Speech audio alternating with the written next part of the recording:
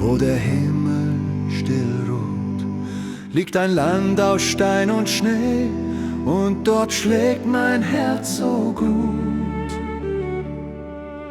Die Gipfel stehen im Morgenlicht, so still und doch so klar. Der Wind erzählt Geschichten, die schon mein Vater hörte Jahr für Jahr.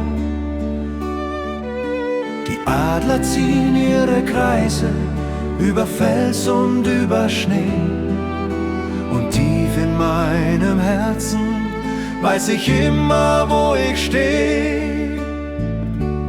Alpenfürst, wo die Seele frei wird im Wind.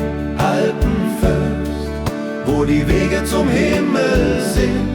Alpenfürst, über Tälern so weit und klar.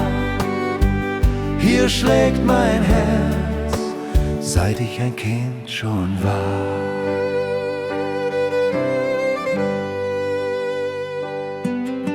Die Hütten stehen am Hang und der Rauch zieht in die Luft, und irgendwo erklingt ein Lied, so warm wie Heimatduft. Die Berge tragen Stille, die man tief im Herzen spürt, und jeder Schritt nach oben zeigt, wohin mein Weg mich führt. Alpenfürst, wo die Seele frei wird im Wind. Alpenfürst, wo die Wege zum Himmel sind. Alpenfürst, über Tälern so weit und klar. Hier schlägt mein Herz, seit ich ein Kind schon war.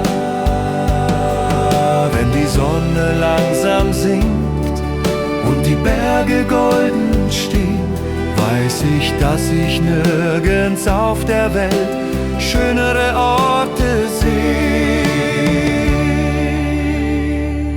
Alpenfürst, über Wolken, über Zeit. Alpenfürst, wo mein Herz zu Hause bleibt. Alpenfürst, zwischen Himmel, Stein und Schnee. Dort, wo